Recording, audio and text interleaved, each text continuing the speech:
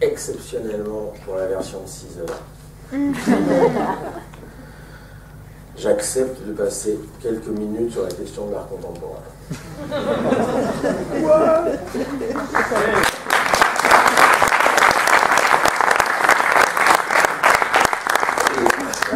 Comme je ne la fais pas souvent, je ne veux pas me tromper dans les citations, donc je les ai imprimées.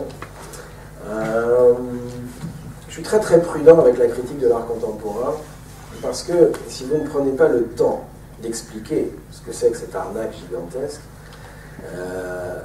si vous n'avez que quelques minutes, on va vous soupçonner d'être réactionnaire, d'être poujadiste, d'attaquer l'art, en gros de faire partie du Front National. Et donc c'est très délicat de s'en prendre à l'art contemporain, et moi je prétends qu'une des tâches de la gauche est de se battre contre ça. Et vous voyez bien comment la gauche s'est piégée dans le piège culturel, dans le piège artistique. On a le temps, on va prendre un petit quart d'heure, ça vous va? J'ai eu une intuition la première fois, j'ai eu le déclic en regardant une émission d'Arte sur la CIA. Arte. Au revoir. Bon, la chaîne culturelle. Et alors, il y avait une émission à 4 épisodes qui était une histoire de la CIA. Regardez ça. Et là, je tombe sur un mec, un directeur de la CIA des années 60, qui dit: l'opération de désinformation la plus réussie de toute l'histoire de la CIA est le financement de l'art contemporain en Europe. Et là, je me suis dit, ok, là, il va falloir que je bosse. Lisez le livre de Florence Saunders, une historienne américaine, c'est sa thèse sur ce truc-là, sur le financement de la culture avec un grand cul. Lisez ce livre, ça s'appelle « Qui mène la danse ?» On le trouve encore tout à fait en librairie. Et elle vous explique comment la CIA va comprendre la nécessité absolue de détourner toute l'intelligentsia européenne de la tentation communiste. Tous les artistes, tous les intellectuels sont tentés par l'égalité communiste. Et les Américains ont un sacré problème avec ça. Et donc ils vont encourager des formes d'art qui ne disent plus rien sur rien, qui ne s'enracinent plus dans la société, qui ne parlent plus du monde, qui ne sont plus que des jeux formels, régressifs, cucu, cocon, bébête et rigolo. Et ils vont encourager ça, ils vont financer ça, et ça va marcher. Ça va marcher parce qu'évidemment, quand vous flattez le caractère narcissique et régressif d'une personne en disant arrêtez de vous emmerder, arrêtez d'apprendre à sculpter, arrêtez de parler de la société, tout ça, c'est dépassé, c'est du réalisme socialiste, faites-vous plaisir, etc. Il y a des gens qui sont prêts à l'entendre, surtout si on leur donne plein d'argent derrière, que cet argent vient de la CIA sans que personne ne le sache. L'histoire de l'Institut pour la liberté de la culture, tout ça, lisez le bouquin de Florence Saunders, tous ces machins.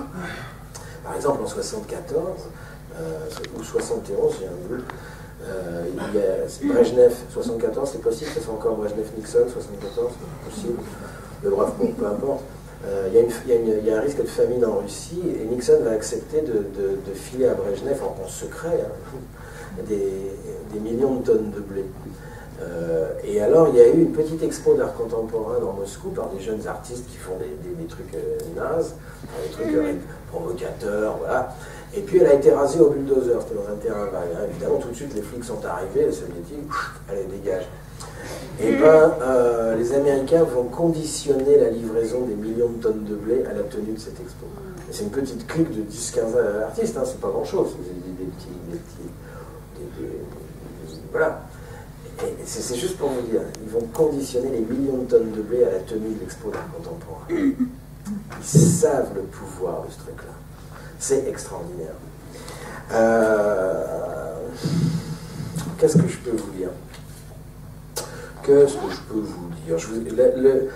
L'idée de l'art contemporain, c'est d'éliminer le travail.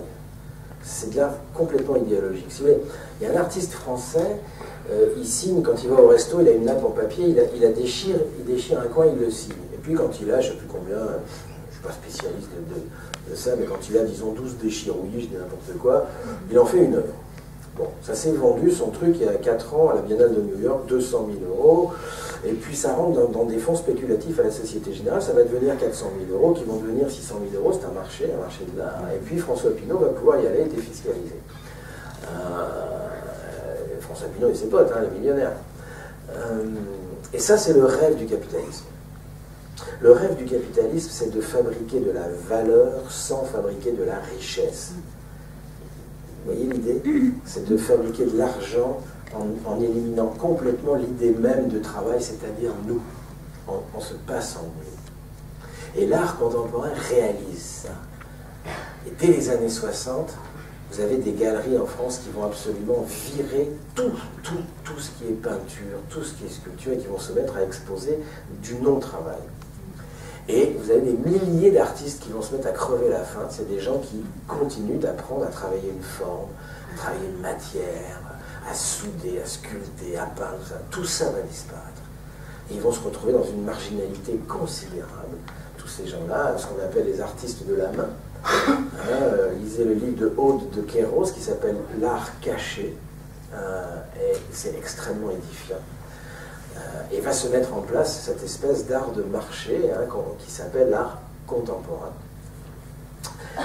À partir du geste de Duchamp sur le riz noir, les Américains vont comprendre un truc génial. Duchamp est un vrai artiste.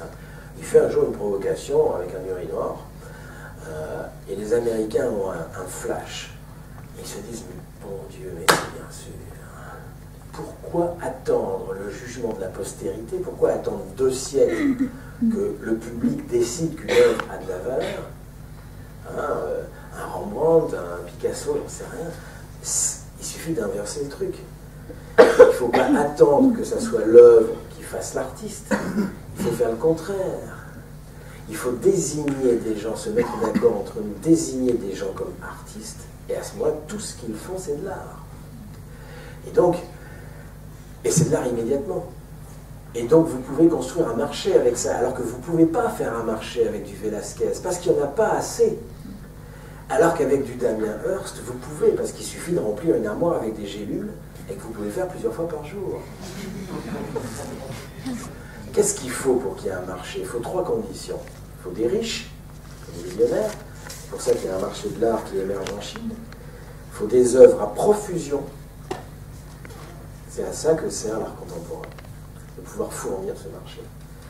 Et il faut qu'une institution garantisse la valeur de cette œuvre et la cote de l'artiste. Et ça, c'est le ministère de la Culture chez nous. Et il fait ça avec de l'argent public. C'est pour ça que je trouve qu'on a le droit d'en parler.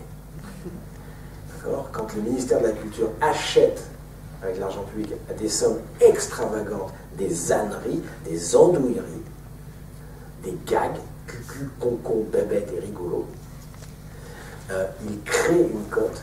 Et par décision du Conseil d'État de 1991, ça c'est dans le livre de Christine Sourja qui s'appelle « Les mirages de l'art contemporain », par décision du Conseil d'État, le prix d'achat des œuvres d'art contemporain par l'État, par le FNAC, est tenu secret. C'est une des seules exceptions dans la République française. Vous ne pouvez pas avoir accès à cette information. Ni les journalistes, ni les députés, je crois. Enfin, on ne sait rien, ça a vérifié. Mais en tout cas, c'est secret. Parce que ça pourrait nuire à la cote de l'artiste. Et donc, vous avez cette triangulation, une institution qui garantit le truc et qui se met d'accord pour dire lui, lui et lui. On va dire que c'est des artistes. À partir de ce moment-là, on peut vendre leur truc à des sommes complètement délirantes et on peut faire un marché de l'art. Moi, ça ne me gêne pas que les riches s'amusent avec des âneries. Je m'en fous. Les riches font ce qu'ils veulent avec leur pognon. Mais là c'est pas avec leur pognon, c'est avec notre pognon qu'ils font ça. Puisqu'il y a le ministère de la Culture derrière. Et donc là, il y a un sacré problème. C'est pour ça que ce qu'on appelle l'art contemporain, et ça c'est une sublime arnaque, ça il fallait y penser. Il fallait la trouver, celle-là. C'est génial. L'art contemporain, ça veut dire que c'est aujourd'hui, mais c'est comme ça qu'on fait de l'art. Pas du tout. L'art contemporain n'est pas un art qui suit une évolution de l'art, c'est une rupture idéologique et politique. L'art contemporain, par exemple, prétend, il le dit, prétend expulser la question du beau. Et donc on vous apprend dans les écoles d'art, ceux qui font médiation culturelle, que la question du beau est dépassée maintenant. L'art ne s'occupe plus du beau. Ah oui, mais il ne suffit pas de le dire pour que ça soit le cas. Vous ne pouvez pas éliminer la question du beau, c'est impossible. Vous pouvez toujours dire... il y a 3 questions qui valent en philosophie. Il n'y en a pas 4, il y en a 3. Qui résument toute la philosophie humaine. Il y a 3 questions. Ça, c'est qu'est-ce qui est beau? Qu'est-ce qui est vrai? Qu'est-ce qui est juste? Qu'est-ce que le beau? Qu'est-ce que le vrai? La question de la vérité. Qu'est-ce que le juste? La question de la justice. Vous pouvez toujours dire que le beau n'existe plus. Cette question est une question universelle. Je ne sais pas si je me fais comprendre. Imaginez un État qui dirait le vrai n'existe plus. Question de la vérité, fini. Ça n'existe pas, la vérité. Ou qui dirait la justice, ça n'existe pas. Il n'y a plus de justice. Vous voyez ce que ça donne? Bien, l'État fait ça.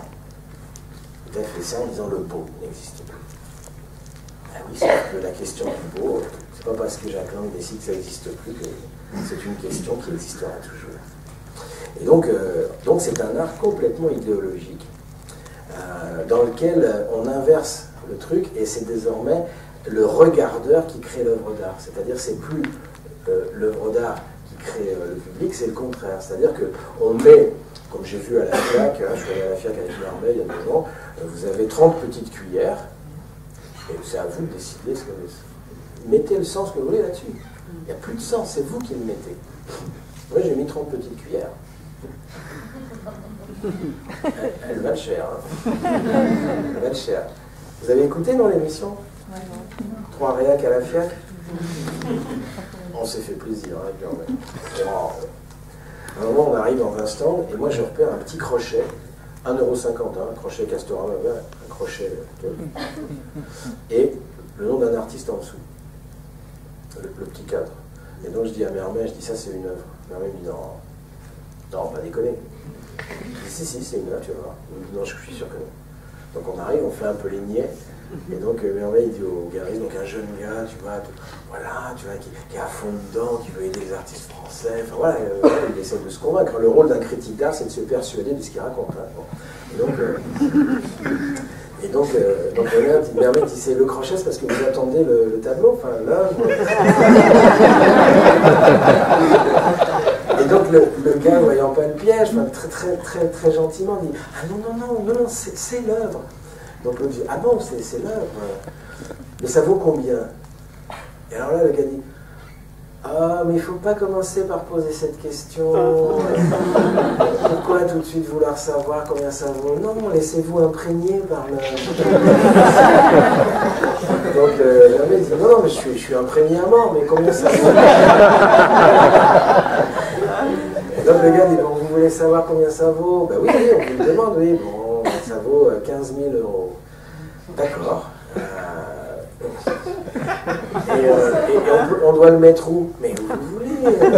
Ah bon, faut pas que... Enfin, je sais pas, l'artiste va me demander de le mettre dans un certain endroit. Non, pas du tout, vous le mettez où vous voulez. Donc, je peux le mettre dans mes toilettes? Oui, si c'est ça que vous sentez.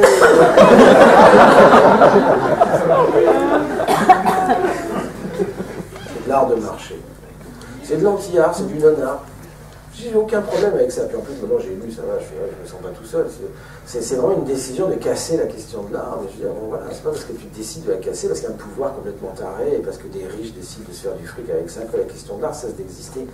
Demandez à tous les artistes qui crèvent la dalle aujourd'hui en France, et il y en a peut-être ici, enfin, je veux dire, qui font ce qu'ils peuvent pour vendre, pour sculpter, tout ça, qui continuent le travail de la main. Bon, alors, ils devraient plutôt se faire reconnaître, sauf que là, pour que votre crochet vaille 15 000 €, il faut que vous soyez dans un certain nombre de réseaux.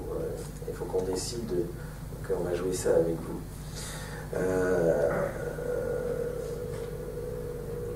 Envoyer promener les normes et les garde-fous. Bref.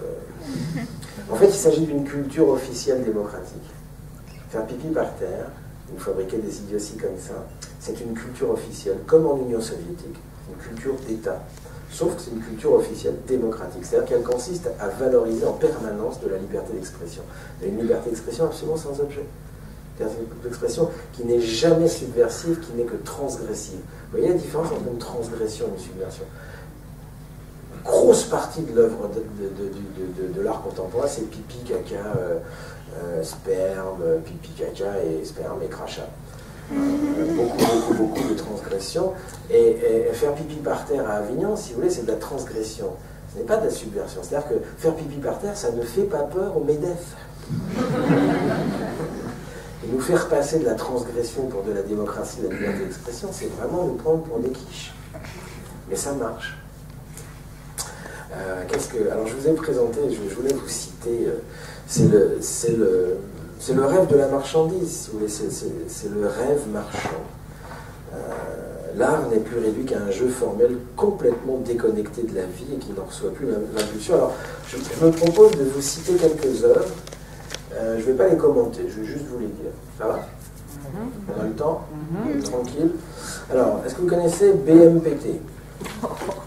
BMPT, c'est 4 personnes, c'est Buren, Mosset, Toroni et Parmentier, hein, qui ont décidé dans les années 60 que l'art, c'était un opium au service de la bourgeoisie.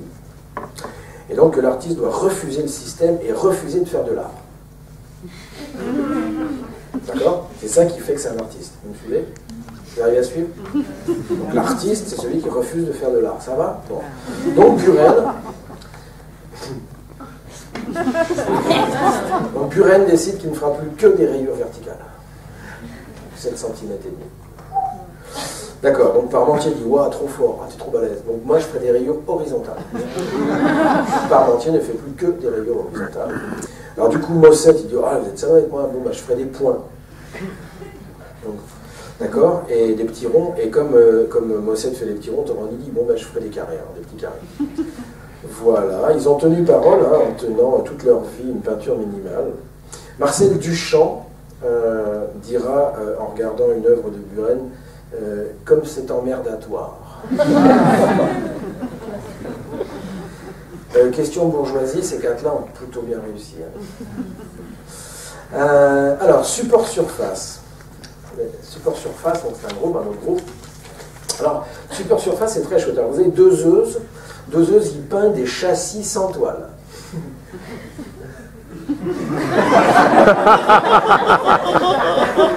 Allez, c'est balèze, c'est le sport. Alors Vialat, son pote, il dit « Ah, enfoiré !» Alors Vialat, lui, il peint des toiles sans châssis. Et Seytour, pardon, comme Laurent qui a fait le châssis, l'autre la toile, il dit « Attends, je vais vous avoir. » Il peint l'image du châssis sur la toile.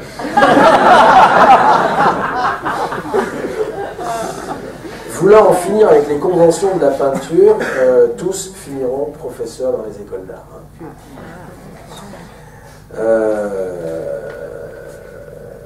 Celle-là, je vais vous la lire parce que l'art contemporain, c'est un art du capital. C'est du réalisme capitaliste. Vous avez le réalisme socialiste, hein, c'est un ouvrier avec sa grosse pelle bien peint. Ben ça, c'est du réalisme capitaliste, c'est tout. C'est-à-dire, c'est de l'art d'État. C'est une esthétique officielle. Je cite « Je ne voulais pas laisser la beauté à ceux qui pensent que la beauté est du côté du métier. Ceux qui prétendent vendre non pas une œuvre mais une idée, dit Christine Chaurzin, devraient planer dans le ciel du pur désintéressement. Or, ils sont loin de cracher sur le matérialisme de la rétribution. » Il y a cette idée du refus de l'évaluation. Si vous voulez participer, quand le public participe à l'œuvre d'art contemporaine, participer, c'est refuser de juger. Mais ça, ceux qui sont dans la politique de la ville le savent. Hein. La démocratie participative, ça sert à nous empêcher de juger. On ne peut que participer. Donc participer, c'est pas dire ça va pas, c'est nul, ce quartier c'est de la merde, et ce que fait le maire c'est n'importe quoi. Non, ça c'est pas participer. C'est donc anti-politique. Hein.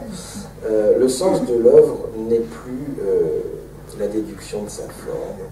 Alors je cite, on y va. Allez, je vous donne 10 exemples. Alors, vous avez Ankarawa. Vous connaissez? Alors Ankarawa, lui, il dactylographie les années passées, puis les relie en volume, d'accord, depuis 999 000, l'année moins 999 882, ça va? Il les dactylographie. Donc 999 881, 999 830, d'accord, jusqu'en 997 400 avant Jésus-Christ. Donc il les dactylographie, il tape et puis il les relie en volume, ça va? Et donc, c'est parce que c'est un hommage à tous ceux qui sont morts. Alors, c'est dommage qu'il n'ait pas une copine qui soit anthropologue, parce que l'homo sapiens, c'était pas né, il n'y avait pas de mort. Ça arrive beaucoup plus tard, ça arrive à moins 20 000 ou un truc comme ça, tu vois, c'est pas grave. C'est l'hommage à tous ceux qui sont morts. Enfin bref, l'État français, via le FNAC, va acheter 10 volumes de cette œuvre. Le prix est tenu secret. Alors vous avez Klaus Kloski. Alors lui c'est plus marrant, il classe les 1000 premiers nombres par ordre alphabétique.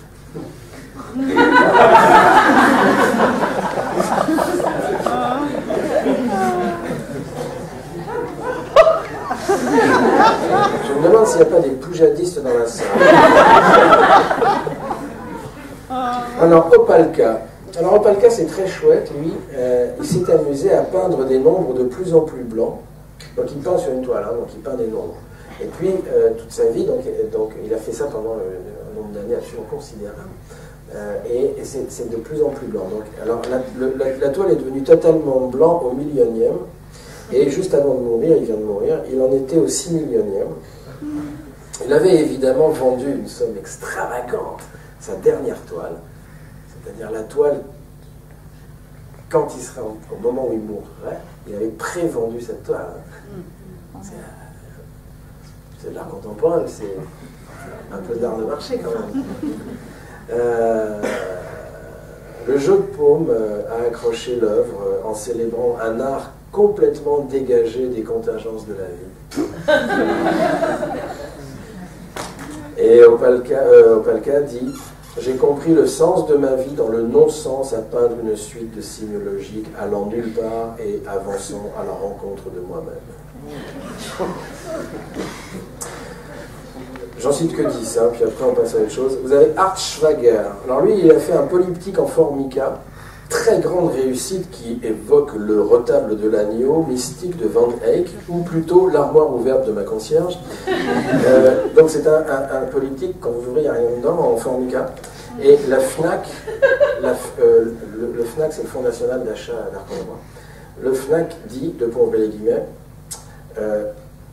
les promesses que suscite la possibilité d'ouvrir une structure fermée sont déçues par ce singulier polyptyque.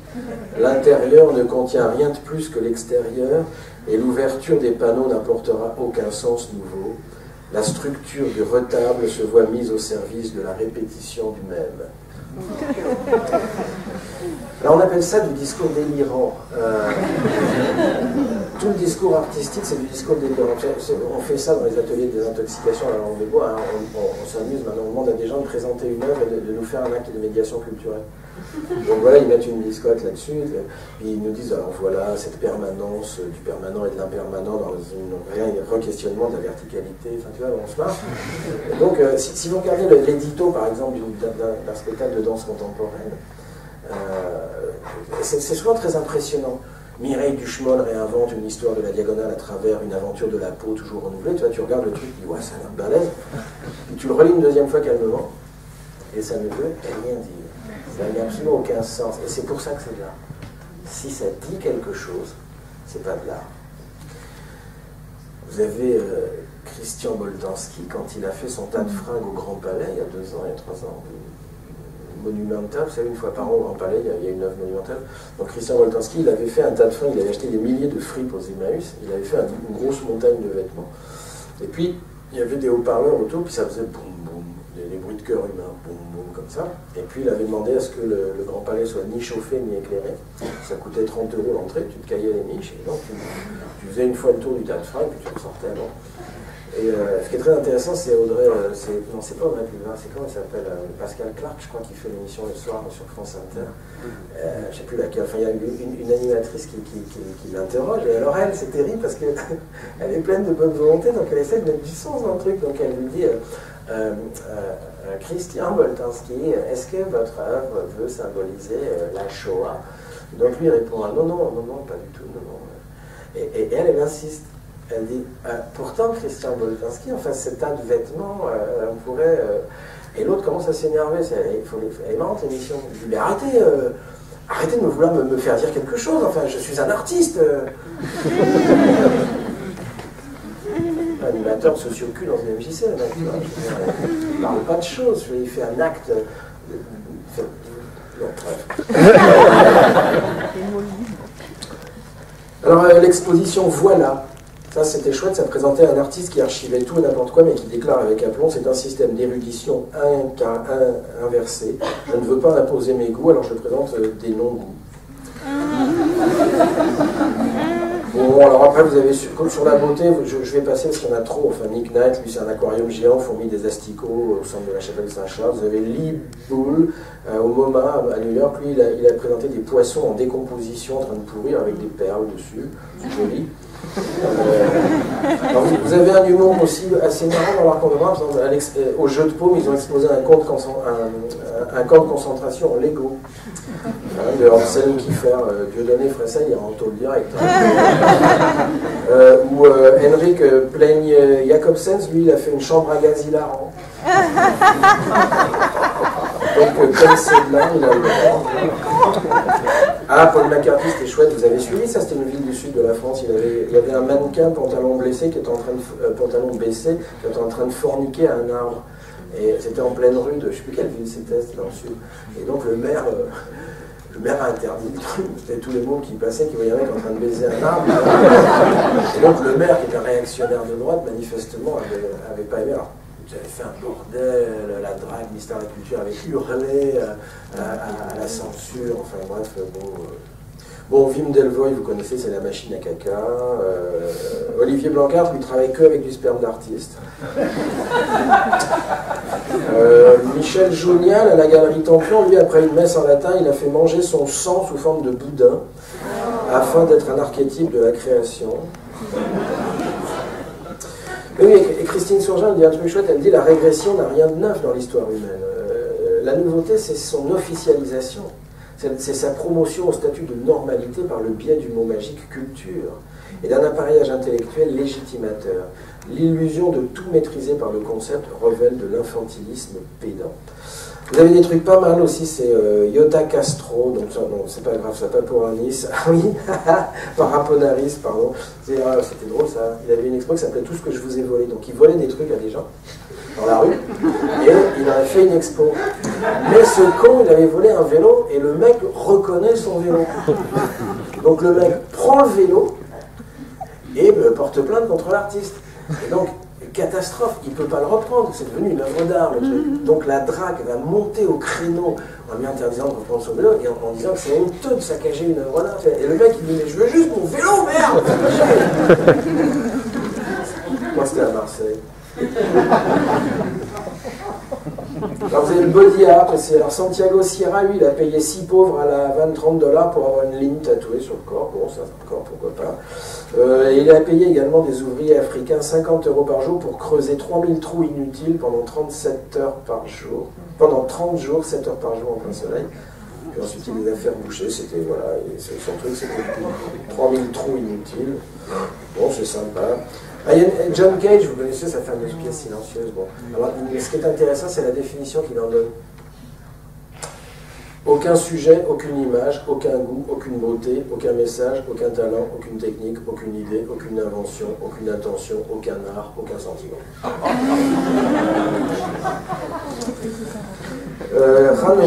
Rano, lui, c'est un Français, là, il a détruit sa maison à la Seine-Saint-Cloud, il expose des gravats dans des bacs chirurgicaux. Donc vous pouvez acheter des morceaux de sa main. Ah bon, voilà, je pourrais vous... Voilà, j'ai pas assez travaillé, puis j'ai pas envie de vous lire des trucs, donc simplement, c'est un art extrêmement aliénant, si vous voulez, parce que ça crée une violence symbolique, donc il est très difficile de se défendre. Vous voyez ça. Moi, je pense qu'il n'y a aucun à ce qu'à gauche, je ne comprends pas qu'à gauche on défende ça. Ça ne sert qu'à de la défiscalisation, c'est une niche fiscale, c'est une arnaque, enfin, c'est n'importe quoi. La première fois, c'était en 91 qu'une œuvre d'art contemporaine a dépassé une œuvre d'art ancienne, c'était chez Sotheby's, puisqu'un Velasquez s'est vendu 12 millions € et à la même vente, le Damien Hirst s'est vendu 13 millions €. Et c'était une petite armoire, vous savez, vitrée, pleine de gélules à l'intérieur. Enfin, voilà. Excusez-moi d'avoir été un peu long sur l'art contemporain. Je n'attaque pas l'art, au contraire, enfin, je défends l'art. L'art contemporain, lui, attaque l'art. Il prétend liquider la question de l'art. C'est très grave. C'est complètement totalitaire. Quand vous expulsez le sens, c'est du totalitarisme. Si on ne peut plus juger, penser, travailler les contradictions, c'est mort. C'est très grave. C'est un projet idéologique très inquiétant. Et donc, je reviens en arrière. Malraux veut du marbre.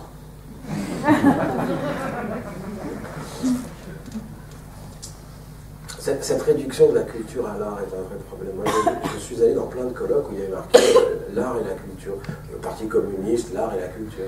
Et en fait, vous n'avez que de l'art. Vous regardez le programme du colloque, c'est que de l'art. Qu'est-ce qu'ils appellent culture? Je me suis fâché avec eux, hein, ils ne me feront plus venir. Hein. Quand ils m'ont donné la parole, j'ai dit écoutez, je regarde sur 3 jours, vous avez marqué l'art et la culture, je vois théâtre, musique, danse, peinture, ça, mais c'est quoi la culture? Pour vous dites l'art et la culture, c'est des choses différentes, c'est quoi la culture? Et juste, je vais vous poser 3 questions. Est-ce que, pour vous, Parti communiste français, est-ce que vous pensez que le baccalauréat, dont la fonction depuis 50 ans est d'empêcher 30% de la population française d'avoir accès aux études supérieures, c'est-à-dire la classe ouvrière, et 30% de pauvres, interdits de culture critique, c'est à ça que sert le bac. Vous trouvez que les pauvres sont génétiquement bêtes. Est-ce que vous, Parti communiste, vous trouvez que c'est un problème culturel? Deuxième question, le management dans l'entreprise, le management par la compétence, hein, que des jeux de langage à la con sur l'excellence, la qualité qui fait que les gens se suicident. Est-ce que vous, Parti communiste, vous trouvez que c'est un problème culturel, ça? Ou est-ce que le problème culturel, c'est seulement le tas de fringues de Boltanski au Grand Palais? Là, il y a un mec qui m'a interrompu, qui a dit c'est scandaleux d'entendre ça, c'est du sarkozysme. Et il dit ça tombe bien, ça me permet de m'introduire un problème, c'est que justement, si critiquer l'art contemporain c'est de droite, eh ben vous êtes foutus. Ça veut dire qu'à gauche, on ne peut plus critiquer la question de la culture. Elle est incritiquable. C'est une religion, c'est du sacré.